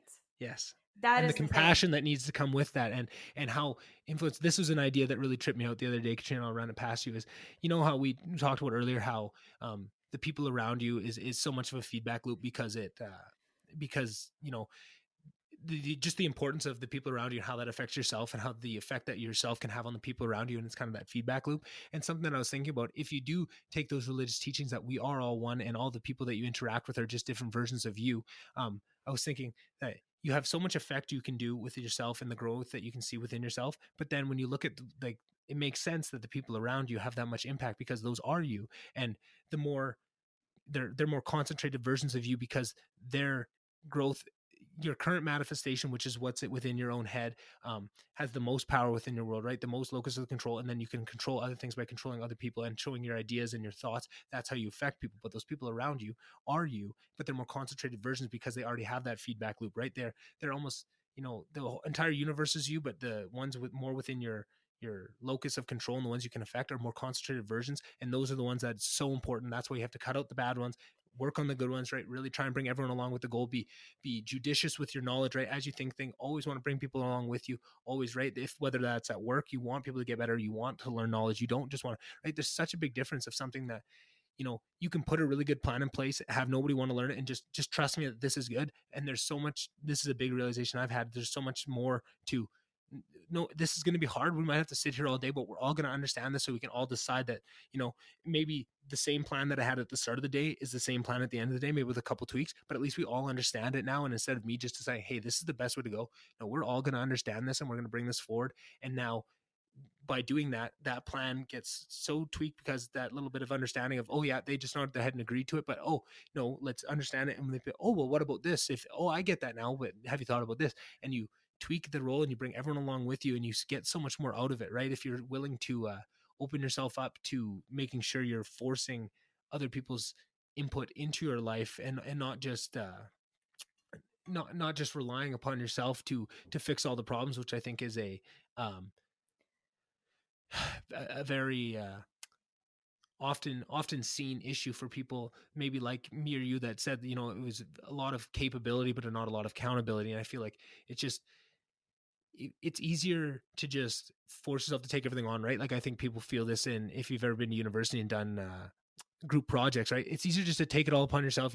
It's going to be easier, and we probably in theory should all work evenly on this, but it's just going to be easier for me to take this on and just leave this person we put our marks on at the end. And I think that's something that university teaches, maybe to a level that I don't agree with. If just, I feel like it takes away a lot of that accountability thing. And I think, yeah, I don't even know where I was going with that. I just, I'm sure I had a Yeah. point to it. No, I totally agree. There is this there, because you start doing this work and you're looking internally and you're looking at yourself, and your whole experience is taken from this one perspective. Yeah. You think that, you have to do it all on your own, and you Mm-hmm. have to, Yes. that's actually probably a big lesson for me right now too, Mm-hmm. is all about, collective and like competition, right? Like, Yeah. how much do we compete? Like, I bet, like, even doing this podcast, you probably look and go, oh, they've got more followers, or they've got, I it try starts to be not to, this but yeah. but we all do like, there's always this idea of competition. And you realize that you're only competing against yourself. If you take it at that big, like, macro level, you're only competing against yourself, and you're always going to fail. Yeah. And so, and so if you take it, like, take a different perspective and go, I want them to succeed so much, because that is a part of me, because this whole experience, is bettered because they are succeeding. That's such a different way of approaching things. And I think that's also, like, the victimhood mentality, like, it's us against them. It's this dichotomy that we always see. Instead of that, like, you can actually, you can want people with different ideas to succeed too. And like, there's just so much about, like, breaking each other down that we're missing the bigger point of all of this when we start to do that. Yeah. I agree, and it's funny, and just something I was thinking about that, Kat, of that truth, and when something kind of going back to like I said, when you heard that from your dad at 11 years old, and how with your inner truth it just didn't ring completely true, and just those things of, that's almost another word for what your values are, of those things that you can't exactly articulate but are important to you. And I found a big one that I think I was feeling the idea of we're all one before I ever got to the point now where I, have really thought about it and meditated on that idea and what it could bring. But I feel like I really exemplified that was, I always had a really, really weird thing with bullies from the time I was very little. And I think I always had problems with people picking on, because I feel like I always could connect myself. It was a lot of the times like the nerdier kids would get picked on, and I was the nerdiest kid of them all, right? I was this super little nerd, and I've quickly learned, because I'm also very social, and I learned how to hide that. But like, oh, this thing that these people are getting picked on, if I was honest with you guys, I'd be right there with them, right? Like, if they're, I remember used to play chess at lunch in grade 2 with a kid named Hayden. He was one of my best friends, and we get made fun of him for that, or we'd get made fun of for that. And that was something I stopped. But then every time someone would make fun of something similar to that, that was something that I would get so angry. And I feel like I didn't even realize it at that point, but already in my inner truth, I had that understanding of, I can see myself in other people. And if you're going to attack, by attacking them, you're attacking me, because I can understand. You may not be able, I can tell that you can't understand where this is coming from, but it is true. They're not trying to hurt anybody. This is what you see. And I feel like there's so much of uninvestigated thought, I think, is a really dangerous thing. I think the more you can investigate thought, and thoughts can be good. Thoughts are almost, they're neither good nor bad, but uninvestigated thoughts versus investigated thoughts are very different. I think that's something where, if you're teaching kids to investigate your thoughts and invest, right? If I would have been asked as a child, why do you think bullying hurts you so much? Maybe that would start to, right? You're almost trying at all times, like, you don't even know it, but you're trying to stumble upon these realizations. And that's what I like to say, is people are always so worried about, well, where do I start? But once you start doing this, it all starts to fall into part. All these things really deep down.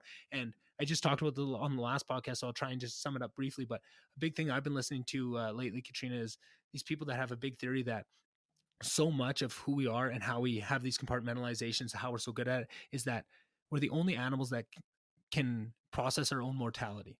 And because of that, for us to even walk through the world, we have to be able to have that big compartment, right? If we were thinking about death 24 hours a day, like we probably should, with the magnitude of how much it holds over us, we'd be, and we'd be under our desk curled up all day, and we wouldn't get anything. But because evolutionarily we've had to push past that, it gives us this really immense idea to compartmentalize and to hide these ideas away. But just like death, I think if you ask people to force themselves out of that, and everyone has different levels. Some people think about death all the time, right? The flip side of that can be just as detrimental as the compartmentalizing everything away and not ever doing any investigation, right? They're two sides of the same coin. But where I'm going with that is, you can't compartmentalize something away that fully without some real understanding of it and some real deep thought, right? And I feel like that is so much about, as we walk through the world, we learn these things about ourselves that are kind of painful, and we compartmentalize them away, just like we do with death of, oh, I don't like that about myself, I'm going to compart. But as soon as it starts to come up and you start to be okay with that and come out with the forgiveness, it's less about learning. It's about like a remembering, or just opening yourself up to realizing these things you already knew, right? It's this weird feeling of, it's not like you're learning something new. You're just, oh yeah, like that makes sense. Yeah, I do need to do that, right? My biggest line that I use, and it gets, various responses, is, okay, you're having this issue. You're on a ball of rock spinning around a ball of fire. Yeah. In a universe with trillions of billions of stars that is infinitely growing. Okay, let's talk about your problem again. Yeah, exactly. it's like you, like, people, like, I'm like, Do you look up at night? Yeah. Do you question any of this? Do you question Yeah. this experience? Do you question death? Who are you really? What is this Question personality? everything. And it's like, how are you? And that for me, like the maggot meat, thank God I was told that, because that Yeah. was like, no, like I gotta figure this out. I had so many questions. And Yeah. I feel like sometimes, we too easily go, that's too hard. Like that is Yeah. too hard to look at, the magnitude of that. But that for me was my biggest freedom. Yeah. Was Yeah. like that hard question that like is the question, the only question. Yeah. Why are we here? What are we doing? Like that has been my only focus and will forever be my only focus and should be your only focus. Yeah. You know? For sure. For sure. And it's funny to um I listen to a bunch of podcasts, and a couple of them have kind of an idea of they ask certain questions every time, and a couple of them are very similar questions. Just what do you think is the meaning of life? And one is that Pete Holmes that I'd referred to earlier, the comedian, but he's very spiritual, and listening to the answers of them are amazing. And then the other one is Lex Friedman. He's an AI researcher at MIT, and he's just a brilliant, brilliant mind. He's probably 30 years old, and he's just has these incredible guests on from MIT that are just these genius level IQs that just have these such cool worldviews and just paths that they've walked. But he always asks them at the end of what is the meaning of life to you? And it's such an interesting question just to hear these massive intellects process that question, the question, like you say. And I feel like my idea to it, I have a different answer to it every day, and that's part of it. But I think just during this conversation, something that kept ringing true to me was the meaning, the question to the answer, like you referred to it so eloquently as earlier, is just answers. And in the process of looking for more answers, you're never going to get the answer. There is no the answer. It's just an amalgamation of other answers, right? How big you can make those answers in comparative, right? There's the one biggest one, and there's a lot of big ones beneath that. But in terms of that big answer is all made up of all these other answers, right? And everyone's going to have different answers and an amalgamation of somebody, two different people on two opposite sides of the world could have the exact same amount of answers done throughout their life, if this makes any sense, just in an abstract sense, and have completely different knowledge bases. They could learn all of these big lessons that are a big part of that big answer in completely separate ways, completely isolated from each other, and have very little overlap in terms of their actual understanding. And it would probably be just the bases that come back to like the sciences of like the math and that stuff, right? But spiritually, and you can go down so many different paths. It's just about that pursuit of having those answers. And that's what's so powerful to me about seeing people that stick to a path, whatever that path is, and being open to look at them. And that's been kind of a recurring theme that I've had with people that come on this podcast that I'm impressed with, because I feel like that's one of the values I see so much in people, that it's just about keeping that forward momentum and just whatever it is, right? If this is your goal right now, that might turn out as you get a couple years into that goal, it's not what you want. But as long as you keep that in mind, don't let it bog you down. Don't just, self-pay. Well, I just put 4 years into chasing this dream, and I'll, what is it? Instead of falling into that of, I learned a lot from this, and now like I think I can really put this as open the door to this next thing. I think, this is going to be the one that I really like. And if it's not, whatever, right? It's that living for every moment and being open to asking yourself the question of, am I happy with what I'm doing right now? If not, what would make me happy in my best estimation, right? You're never going to be correct, but am I doing the things right now that are going to bring me to that place, right? And I feel like that was a big thing that I had to do with this podcast, was to just, okay, I thought this was going to make me happy. I'm very successful in what I was really driving my goal towards. And now it's not making me as happy as I thought. I have to reevaluate. I have to really do some deep thinking. What is really meaningful to me? What am I missing? Conversation was another big one of those, right? And so much of this filled so many of those gaps of, that's a pretty obvious answer. And once I sat down and asked those hard questions, it sounds so silly to talk about this, because I was daydreaming every day of stupid, like I said, of stupid ways I could stumble into a podcast and be really successful without putting any of the hard work in all the time. So obviously this was a dream of mine, but I would never for years and years, I never let myself believe, like, almost like you don't deserve something like that. You don't deserve that type of happiness, right? And I just wouldn't even let it. And then it was like, so much of this has a real shot of making you happy. Why are you not at least taking a try at it? Yeah, you're not going to be able to stumble upon and automatically have a huge following right off the hop, but you wouldn't want that anyways. It wouldn't be what you want. So much of what I talk about is about the journey and about getting there. And that's what this is. And about starting it, it's just now a matter of keeping that accountability and sticking to it. And like you say, like all these things that are impressing me and all these other people, just have those type of people on, because that's what's going to feed my fire. The only thing holding me back from this would be ever quitting. But if you keep having people on that are the the personification of never giving up and just sticking to a goal and forward momentum and that type of thing, it's going to fade in, right? It's going to sink in. And that's what you say, surround yourself with the best people. I've identified what I want to do and the biggest barrier that's going to have to me, and then use the actual thing you're doing yourself to reinforce the ideas that you want to see that are going to help you succeed at that thing, right? It very much comes back to that feedback loop idea, but it's something that I think is going to help me go forward. And it's just the amount of thought that you have to put in it. If you want to care about something, you're going to have to put that level of thought into it to find ways to make it successful if you want it to be. Yeah, it's all about it doesn't seem glamorous, it doesn't seem exciting, but it's all about the next right step. Yeah. And it's just, that's the forward momentum that we all need to kind of living by the things that make us feel good, questioning things and then taking the next right step. And you look back, like you said, and it's like, holy crap, I've accomplished so much just by doing that. Yeah.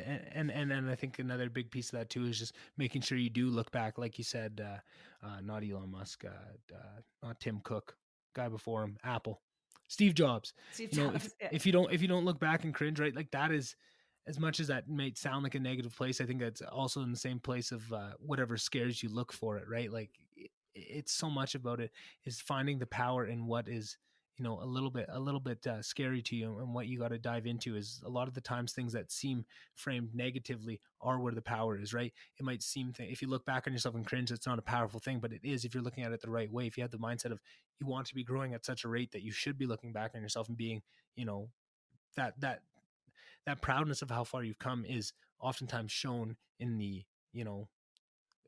wishing that you could have done better with the skills. That you should be so proud of the skills you had now that you just always wish you could go back and put them in a different place. And I do that all the time. So that usually I try and keep that frame positively in my mind is, oh, you're on the right track, right? Oh, you're looking back of how much you could have done with the skills you've brought up now. Oh, that means you're on the right track. That means you are accumulating skills. That means you're checking and you're leveling up. So, yeah. So maybe I know we got to get going here, but maybe before we end, what would you say is maybe the most important person, philosopher, book, anything that you've read throughout your journey? Doesn't mean that the one that got you on the journey or one that you're already on that meant a lot to you. What would you say would be the one, if I had to jump on one book or one podcast or one person to start following that would really change me, who would you recommend? Oh gosh, It's a that's tough one. I know. question. I should have asked that earlier to give you some time to come back to it. No, and it's because it's where I'm at right now, but I would say A Course in Miracles is hands down the most transformative book I've ever dove into, and it's not for everyone. It's definitely got like it uses religious terminology, but it's written in just such a profound way. I could pick it up every day. It's the only book that I have literally right here beside me that I would pick up every single day and read a little bit of it. Other books I will fly through like, time after time. This is like, it just feels like a really profound text that I use every day. Well, I will definitely have to order it right after this, and I'll definitely give that a read. I love getting really meaningful, not offers. What do you say when you recommendations? I love meaningful recommendations. I love following through, and then I love the follow up on them. I love when I give a really good recommendation, someone follows up, and then the reconnection after the fact of just exemplifying and doubling down on your learning. If you found something that really impacted you, giving it to somebody else so that they can read it and you guys can reconnect on that and you can reestablish those learnings that you went through. And almost, it's like getting the pleasure. Every time I finish a really good book, Katrina, I always was like, man, I almost wish I could give myself the Men in Black flash to, take all that out of it. And that's almost what you get by recommending that good book to somebody else and having them come back to you. That's what me and Courtney used to always do, right? I would always be so upset if I read a really good series, a really good book, and I couldn't convince Courtney to read it too, because I wanted that sounding board to now bump all these ideas off of. And I just think that's an important lesson everyone can get, whether it's a book, whether it's a podcast, whether it's something really impactful to you, like drinking that cold cup of water right when you wake up to get your system firing, right? Whatever it is that you pass on, when you get back that feedback of that it helped them, it helps solidify that as a good value and something that you did good. So I think that's probably the most the best stopping point I can find of a good place to leave people on a positive note. And I just really enjoyed the entire conversation, Katrina. That was exactly what I hoped for and more. And I really was looking for somebody to have a really spiritual conversation. I think I found the right person. So I'm glad, and hopefully that opens up people to understand that that's kind of more a direction I want to go with this podcast. And if anybody listening hears that and thinks that some of these topics would be something they'd like to discuss, I'd love to talk more on this. I could talk this stuff all day, every day if I had the opportunity. So thanks one more time, Katrina, and I'm sure you'll be on many, many times in the future. Oh, I hope so. Thanks so much, Nick. Awesome. See you. Okay, bye. All right, there you have it. Episode 20 in the books. Feels like it was just episode 2 or 3. It's been flying by, and I've been really enjoying it. Thank you guys all. It wouldn't be there'd be no point to me doing this if nobody was out there listening and enjoying it. So thank you to everyone that got through that episode. And like I said in the intro, if you could follow my social medias, Instagram and Twitter for the VonDubCast, it really helps me out. If you have any ideas, criticisms, things, guest ideas, send them my way. I really appreciate that all the time. Those are some of the best guests I've had on, or recommendations from others. So that always helps. Anything you'd like to see, any specific topics you'd like to see, send them my way. And if you are ever interested in helping me out or starting your own podcast, I'd love to help anybody out on that. And I would always love to get some help. And I wouldn't be asking anything for free if anybody wanted to help out and wanted to get paid for it too. I mean, can't this podcast isn't bringing in any money, so I can't pay a whole bunch, but I could figure something out. I'm sure if you just wanted to help out here and there, maybe if you just want to make a couple quick bucks every now and then when you want to go out for a couple drinks on the weekend, but you don't want to drive Uber, this is a great solution. Yeah, well, just one more time, can't thank you guys enough for listening, and can't wait to see you on the next one. So see you next week.